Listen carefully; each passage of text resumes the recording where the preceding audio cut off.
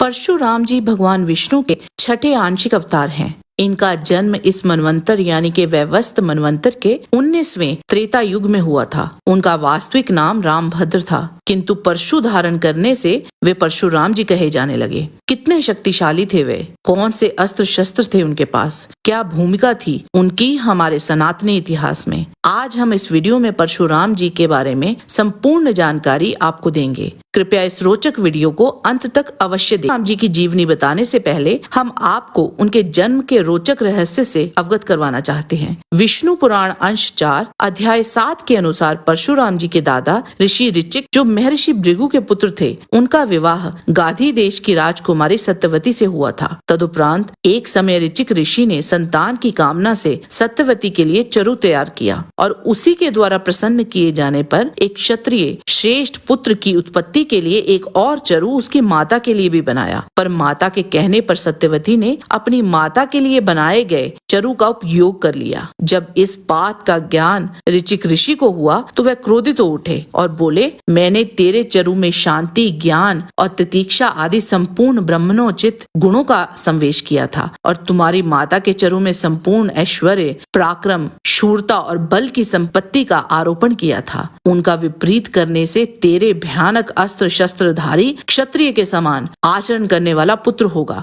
ये सुनते ही सत्यवती ने उनके चरण पकड़ लिए और कहा, भगवान, अज्ञानवश मैंने ऐसा किया है, अति प्रसन्न होइए और ऐसा कीजिए जिससे मेरा पुत्र ऐसा ना हो, भले ही पौत्र ऐसा हो जाए। इस पर मुनि ने कहा, ऐसा ही हो। तदंतर उसने जमदग्नि को जन्म दिया और उसकी माता ने विश्वामित्र को उत्पन्न किया। ऋषि जमदग्नि का विवाह इक्ष्वाकु कुल की रेणुका से हुआ था। इनके 5 पुत्र हुए, जिनमें सबसे छोटे थे परशुराम जी। उनका वास्तविक नाम रामभद्र था। एक समय परशुराम जी की माता रेणुका राजा चित्ररथ पर कुछ पल के लिए मोहित हो गई थी, जिसका ज्ञान ऋषि जमदग्नि को रेणुका को देखते ही हो गया था और महर्षि ने धिक्कार पूर्ण वचनों द्वारा उसकी निंदा की। उस समय परशुराम जी को छोड़कर उनके 4 पुत्र वहां उपस्थित थे। जमदग्नि जी ने बारी बारी से सभी पुत्रों को ये आज्ञा दी कि तुम अपनी माता का वध कर डालो, परंतु मातृ स्नेह उमड़ आने से वे कुछ भी बोल न सके, बेहोश से खड़े रहे। तब महर्षि ने कुपित हो उन सब पुत्रों को श्राप दे दिया। श्रापग्रस्त होने पर वे अपनी चेतना खो बैठे और तुरंत मृग एवं पक्षियों के समान जड़ बुद्धि हो गए। तदंतर परशुराम जी सबसे पीछे आश्रम पर आए। उस समय ऋषि जमदग्नि ने उनसे कहा, बेटा, अपनी इस पापिनी माता को अभी मार डालो और इसके लिए मन में किसी प्रकार का खेद न करो। तब परशुराम जी ने फरसा लेकर उसी क्षण माता का मस्तक काट डाला। इससे महात्मा जमदग्नि का क्रोध सहसा शांत हो गया और उन्होंने प्रसन्न होकर कहा, तात, तुमने मेरे कहने पर यह कार्य किया है जिसे करना दूसरों के लिए बहुत कठिन है। तुम धर्म के ज्ञाता हो, तुम्हारे मन में जो जो कामनाएं हो उन सब को मांग लो। तब परशुराम जी ने कहा, पिताजी, मेरी माता जीवित हो उठे, उन्हें मेरे द्वारा मारे जाने की बात याद न रहे, वह मानस पाप उनका स्पर्श भी न कर सके, मेरे चारों भाई स्वस्थ हो जाएं, युद्ध में मेरा सामना करने वाला कोई न हो और मैं बड़ी आयु प्राप्त करूं। महातेजस्वी जमदग्नि ने वरदान देकर उनकी वे सभी कामनाएं पूर्ण कर दी। आगे बढ़ने से पहले जानते हैं परशुराम जी को दिव्य अस्त्र शस्त्र, जिनमें फरसा प्रमुख था, कैसे प्राप्त हुए। ब्रह्मांड महापुराण खंड 2 के अनुसार एक समय परशुराम जी भगवान शिव की घोर तपस्या कर रहे थे और उन्हीं दिनों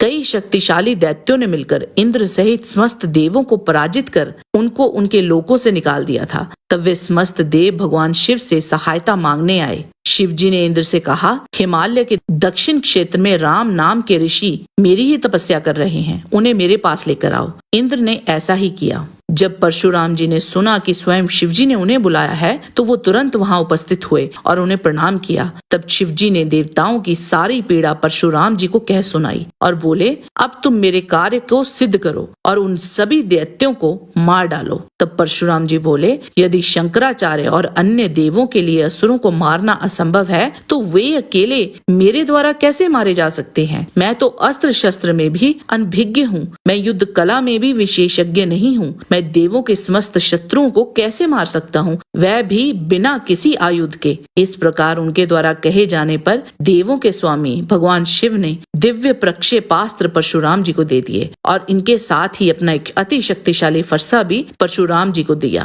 भगवान शिव बोले, मेरी कृपा से हे भद्र, अब आप में पर्याप्त शक्ति है जिससे आप देवों के सभी शत्रुओं को मार सकते हैं। और बाद में इसी फरसे से उन्होंने उन सभी दैत्यों का संहार कर दिया। परशुराम जी ने हैहय वंश के अधिपति कार्तवीर्य अर्जुन का वध किया था। कार्तवीर्य ने भगवान नारायण के अंशावतार दत्तात्रेय जी को प्रसन्न कर लिया और उनसे 1000 भुजाएं और कोई भी शत्रु युद्ध में उनको पराजित न कर सके, ये वरदान प्राप्त कर लिया था, जिसके चलते वह अभिमानी हो गया था। एक दिन सहस्त्रबाहु अर्जुन शिकार खेलने के लिए बड़े घोर जंगल में निकल गया। दैववश वह जमदग्नि मुनि के आश्रम पर जा पहुंचा। उनके स्वागत सत्कार को कुछ भी आदर न देकर कार्तवीर्य वहां से कामधेनु को बलपूर्वक ले गया। तब परशुराम जी आश्रम पर आए और उसकी दुष्टता का वृतांत सुनकर वे तिलमिला उठे। वे अपना भयंकर फरसा, तरकश, ढाल और धनुष लेकर बड़े वेग से उसके पीछे दौड़े। तब वहां उन्होंने कार्तवीर्य की भेजी हुई 100 अक्षौणी सेना को अकेले ही नष्ट कर दिया। परशुराम जी ने अपनी तीखी धार वाले फरसे से उसकी भुजाओं को काट डाला और फिर उसका सिर धड़ से अलग कर दिया। इसके बाद भी उन्होंने 21 बार उन अभिमानी क्षत्रियों को सफाया इस धरती से किया था। इस समय तक वे सारी पृथ्वी पर विजय पा चुके थे। बाद में वे सब साम्राज्य ऋषि कश्यप को देकर स्वयं महेंद्र पर्वत पर चले गए थे। रामायण काल में जब प्रभु राम ने शिव जी का वो धनुष तोड़ डाला था, तब क्रोध में भरे हुए परशुराम जी वहां पहुंचे और उन्होंने श्री राम को चुनौती दी थी।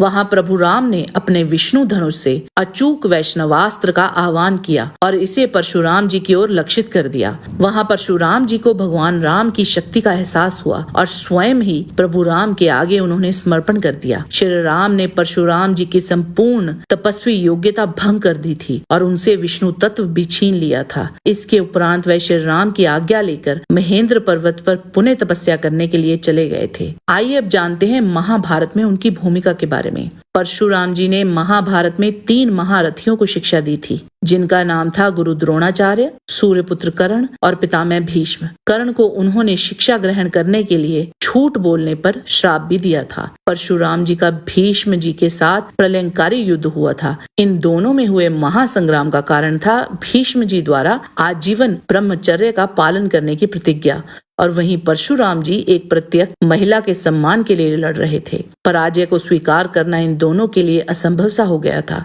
परशुराम जी भीष्म जी पे हावी हो गए थे और उनको रथ पर ही गिरा दिया था। तब गंगा और वासु भीष्म जी की मदद के लिए आए थे और उन्होंने भीष्म जी को प्रस्वापन अस्त्र का स्मरण कराया था। परशुराम जी ने उस समय अपने पूर्वजों के अनुरोध पर लड़ाई से हटने का निर्णय किया था और उन्होंने स्वयं खुद को पराजित माना था, क्योंकि उनके पास प्रस्वापन अस्त्र का कोई उत्तर नहीं था। यह युद्ध 23 दिन तक चला था। परशुराम जी को चिरंजीवी माना गया है और भगवान विष्णु के अंतिम अवतार भगवान कल्कि के उपदेशक के रूप में वे पुनः उपस्थित होंगे।